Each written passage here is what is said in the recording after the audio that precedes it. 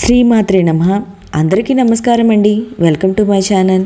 ఈరోజు వీడియోలో మనం వరలక్ష్మి వ్రతం ఎలా ఆచరించాలి, ఇంకా వరలక్ష్మి వ్రతం రోజున మనం పూజ ఎలా చేసుకోవాలి, వరలక్ష్మి వ్రతం పూజ దగ్గర నుండి ఇంకా ముత్తైదులకు వాయనం ఇచ్చేదాకా సంపూర్ణ పూజా విధానం ఏంటో నేను ఈ వీడియోలో తెలియజేస్తాను అండి. ఇంకా మనం పెట్టుకున్న కలశం ఎప్పుడు కదిలించాలి అనే అన్ని విషయాలు కూడా ఈ వీడియోలో తెలియజేస్తానండి. వాయనంలో ఏమేమి ఇవ్వాలి, పూజ ఎలా ఆచరించాలి, ఆనవాయితీ లేని వాళ్ళు కూడా పూజ ఎలా చేసుకోవాలి, ప్రతి ఒక్క విషయం ఈ వీడియోలో తెలియజేస్తాండి. ఈ వీడియో ఎక్కడ స్కిప్ చేయకుండా చివరి దాకా చూడండి. పూర్తి ఇన్ఫర్మేషన్ అయితే ఉంటుంది. వరాలిచ్చే కల్పవల్లి వరలక్ష్మి అమ్మవారండి. శ్రావణ మాసంలో పౌర్ణమికి ముందు వచ్చే శుక్రవారం వరలక్ష్మి వ్రతాన్ని అయితే జరుపుకుంటాము. అయితే మనం ఆ రోజైతే మనం కుదరపోతే పౌర్ణమి ముందు వచ్చే శుక్రవారం రోజు ఈ వ్రతం ఆచరించడం కుదరపోతే ఈ శ్రావణ మాసంలో వచ్చే ఏ శుక్రవారం అయినా మన ఈ వరలక్ష్మి వ్రతాన్ని అయితే ఆచరించవచ్చండి. మహిళలు దీర్ఘకాలం సుమంగళిగా ఉండేందుకు ఈ వ్రతాన్ని అయితే ఆచరిస్తారండి. అంతేకాదండి, సిరుల తల్లి లక్ష్మీదేవిని పూజించడం వల్ల అష్టైశ్వర్యాలు లభిస్తాయి. వరాలిచ్చే తల్లి వరలక్ష్మీదేవి వ్రతాన్ని ఆచరించడానికి ఏ నియమాలు మడులు ఏమీ అవసరం లేదండి. నిశ్చలమైన భక్తి, ఏకాగ్రత ఉంటే చాలు. వరలక్ష్మి వ్రతం ఎంతో మంగళకరమైనదండి. ఈ వ్రతాన్ని చేయడం వల్ల లక్ష్మీదేవి కృపా కటాక్షాలు కలిగి అష్టైశ్వర్యాలు లభిస్తాయండి. అంతేకాకుండా సకల శుభాలు కలుగజేస్తుంది లక్ష్మీదేవి. సంపదలనిచ్చి తల్లండి. సంపదలంటే కేవలం ధనం మాత్రమే కాదండి. ధాన్య సంపద, పశు సంపద, గుణ సంపద, జ్ఞాన సంపదలనిచ్చేదే ఆ తల్లి. అయితే ఈరోజు మనం ఆ అమ్మవారికి పూజ ఎలా చేసుకోవాలో కంప్లీట్గా అంటే సంపూర్ణ పూజా విధానం ఏంటో నేను ఈ వీడియోలో తెలియజేస్తానండి. వరలక్ష్మి వ్రతాన్ని ఆచరించే రోజున ఉదయాన్నే లేచి తలంటు స్నానం అయితే చేసి ఇంటిని శుభ్రం చేసుకోవాలి. బయట వాకిల్ని శుభ్రం చేసుకొని చక్కగా ముగ్గులు వేసుకొని గడపకి అందంగా అలంకరించుకోవాలండి. గడపకి పసుపు రాసి కుంకుమ బొట్లు పెట్టుకోవాలి. వాకిలికి మామిడి తోరణాలు అనేది కట్టుకోవాలి. ఎందుకంటే ఈ రోజున లక్ష్మీ అమ్మవారు ప్రతి ఇంట్లో అడుగు పెడతారు. మన గుమ్మం ఎంత అందంగా ఉంటే లక్ష్మీ అమ్మవారు అంత ఆకర్షితులు అవుతారండి. ఇంకా వంటగదిని నీట్గా శుభ్రంగా చేసుకోవాలి. ఎందుకంటే అమ్మవారికి పూజకు కావాల్సిన ప్రసాదాలన్నీ ప్రిపేర్ చేసుకోవాలి. ఇంకా ముందుగా పూజకు కావాల్సిన అన్ని ఏర్పాట్లు అయితే చేసుకోవాలండి. పసుపు గణపతిని చేసుకోవాలి. నైవేద్యాలు అమ్మవారికి ఎన్ని రకాల నైవేద్యాలు పెట్టాలనుకుంటున్నారు అన్ని రకాల నైవేద్యాలు ప్రిపేర్ చేసుకోవాలి. ఇంకా కలశం పెట్టుకునే వారు కలశం ఏర్పాటు చేసుకోవాలి. కలశం ఏర్పాటు చేసుకునే వస్తువులు అంటే కలశం చెంబు, వాటరు, బ్లౌజు అన్నీ రెడీ చేసి పెట్టుకోవాలండి. కలశాన్ని అలంకరణ చేసి పెట్టుకోవాలి. ఇవన్నీ ఏంటంటే మనం దగ్గర పెట్టుకోవాలి. ఇంకా వరలక్ష్మి వ్రతంలో తోరం అనేది పూజలో పెట్టుకుంటాము. వాటిని కూడా తయారు చేసుకోవాలండి. ఈ తోరం ఎలా చేసుకోవాలో మన ఛానల్లో వీడియో అయితే ఉందండి. ఇంట్రెస్ట్ ఉన్న వాళ్ళు చూడండి. అమ్మవారికి తాంబూలంగా ఏమి ఇవ్వాలి అనుకుంటున్నారో వాటిని దగ్గర పెట్టుకోండి. ఇంకా ముత్తైదుకి వాయనంగా ఇవ్వాలి అనుకునేవి కూడా సిద్ధం పెట్టుకోవాలి. ఇంకా పూజకైతే ప్రారంభించాలండి. ముందుగా మనం ఎక్కడైతే పూజ చేసుకోవాలనుకుంటున్నామో ఆ ప్లేస్లో ఒక పీఠం అయితే ఏర్పాటు చేసుకోవాలండి. పూజ మందిరంలో అయినా పూజ చేసుకోవచ్చు, లేదా సపరేట్గా పూజ అయితే చేసుకోవచ్చు. కానీ మనం వరలక్ష్మి వ్రతాన్ని ఏంటంటే ఎక్కువగా ప్లేస్ అంటే విశాలంగా ఉన్న ప్లేస్లో చేసుకుంటే మనకి ఫ్రీగా అలంకరణ అది చేసుకోవడానికి వీలుగా ఉంటుంది. కాబట్టి ఇలా విడిగా పీఠం ఏర్పాటు అయితే చేసుకోవచ్చండి. మనం ఏర్పాటు చేసుకున్న పీఠానికి పసుపు రాసుకొని కుంకుమ బొట్లు అయితే పెట్టుకోవాలి. తర్వాత పీట పైన అష్టదళ పద్మం ముగ్గు వేసుకొని ముగ్గు పైన పసుపు కుంకుమ వేసుకోవాలి. వాటిపై ఒక క్లాత్ అనేది వేసుకోవాలండి. తర్వాత 3 గుప్పెల బియ్యం వేసుకొని వాటిపైన పసుపు కుంకుమ అక్షింతలు వేసుకొని అమ్మవారి చిత్రపటం అయితే పెట్టుకోవాలి. అమ్మవారికి చక్కగా పూలతో అలంకరణ అయితే చేసుకోవాలండి. కలశం ఆనవాయితీ ఉన్నవారు అమ్మవారి ఫోటో ముందు కలశం ఏర్పాటు చేసుకోవాలి. మనం కలశం పెట్టుకునే ఆనవాయితీ ఉన్నవాళ్ళు ఒక రాగిది కానీ ఇత్తడి కానీ కలశం చెంబు అయితే తీసుకోవాలండి. దాంట్లో వాటర్ అనేది పోయాలి. పోసి కొంచెం పసుపు, కుంకుమ, గంధము, అక్షింతలు, పూలు, కాయిన్స్, ఇంకా మంగళకరమైన వస్తువులు కొన్ని కూడా దాంట్లో వేస్తారండి. వేసి ఒక కొబ్బరికాయ దాంట్లో ఆ కలశం చెంబులో పెట్టి ఆ కొబ్బరికాయకి పసుపు కుంకుమ బొట్లు అనేది పెట్టి ఒక బ్లౌజ్ పీస్ని ఫోల్డ్ చేసి పెట్టాలండి. ఇలా కలశాన్ని అయితే ఏర్పాటు చేసుకోవాలి. ఆ కలశము డైరెక్ట్ మనం పీట మీద పెట్టకూడదండి. ఒక ప్లేటులో కొన్ని బియ్యం అనేది వేసి ఆ బియ్యం పైన ఈ కలశాన్ని అయితే ఏర్పాటు చేసుకోవాలి. కొంతమంది ఇప్పుడు ఏంటంటే ఆ కలశానికి అమ్మవారి ఫేస్ పెట్టి చక్కగా చీర కట్టి అలంకరణ అయితే చేస్తున్నారండి. ఇలాగైనా పెట్టుకోవచ్చు. నేనైతే ఇక్కడ అమ్మవారికి అయితే అలంకరణ చేసుకొని అయితే పెట్టుకున్నాను. ముందుగా మనం ఇలా అన్నీ సిద్ధం చేసి పెట్టుకున్న తర్వాత కలశాన్ని అమ్మవారిని ముందుగా దీపారాధన అనేది చేసుకోవాలండి. దీపాలు అనేది వెలిగించుకొని ముందుగా పసుపుతో గణపతిని చేసుకొని పసుపు గణపతికి పూజ అయితే చేయాలి. గణపతికి ధూపం, దీపం, నైవేద్యం అనేది సమర్పించాలి. అక్షింతలు సమర్పించాలి. గణపతికి షోడోపచార పూజ అనేది చేయాలండి. రాకపోతే పంచోపచారాలతో అయినా పూజ చేసుకోవాలి. గణపతికి దీపం, ధూపం, నైవేద్యం సమర్పించి కర్పూర హారతి అనేది ఇవ్వాలండి. ఇలా ముందుగా మనం గణపతికి పూజ అయితే చేసుకోవాలి. మీ దగ్గర గణపతి విగ్రహం ఉన్న విగ్రహం అయినా పెట్టుకోవచ్చండి. విగ్రహం లేకపోతే పసుపుతో చేసిన గణపతినైనా పెట్టుకోవాలి. ఇంకా కామాక్షి అమ్మవారి దీపం కూడా పూజలు అయితే పెట్టుకోవాలండి.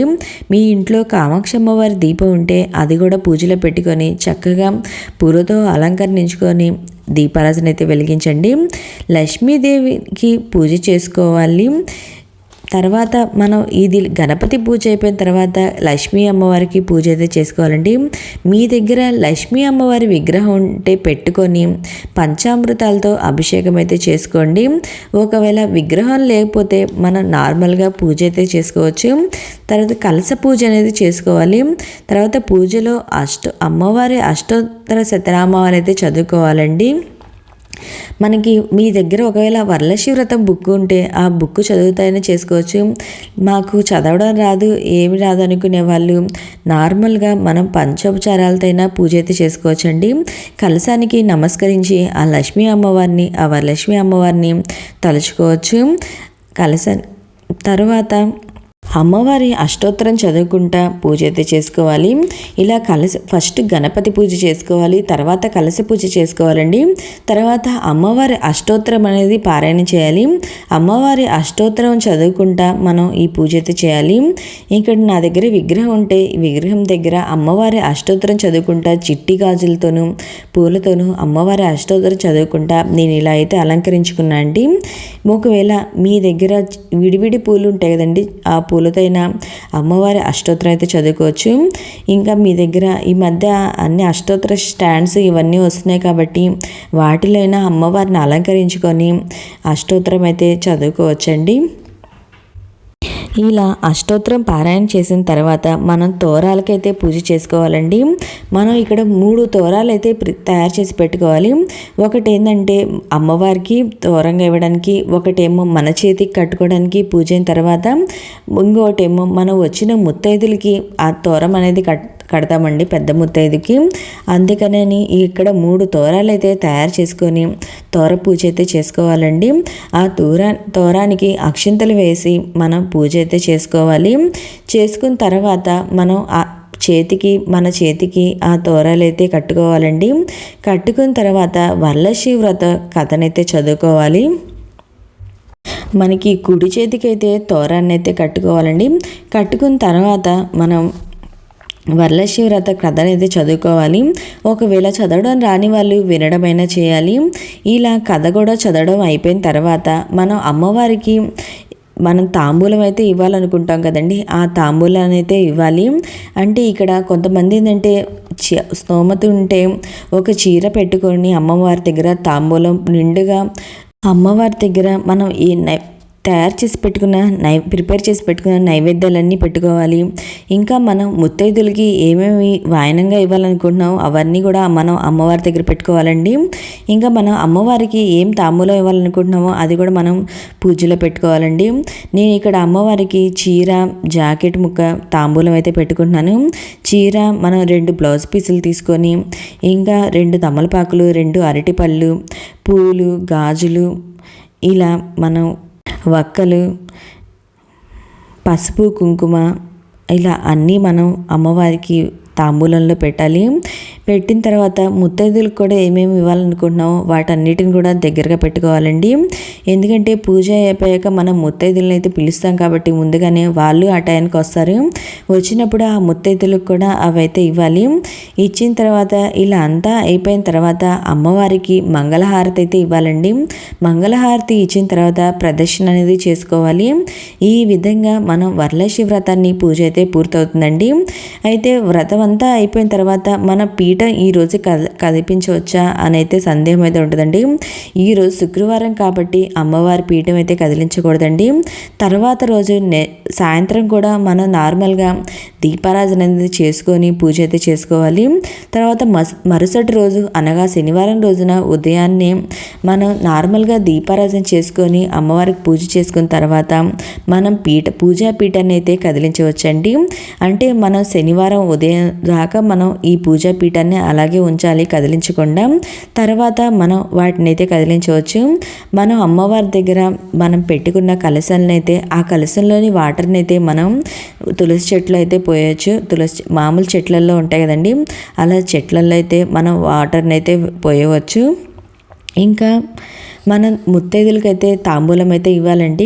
ముందుగా మనం ఎంతమందికి ముత్తైదులు అంటే ఒకరు కానీ 5గురు కానీ ఇలా మీ ఇష్టం అండి. మీరు ఎంతమందిని పిలుచుకోగలిగితే అంతమంది అయితే పిలుచుకొని మనం ప్రతి ఒక్కరికి తాంబూలం అయితే ఇవ్వాలండి.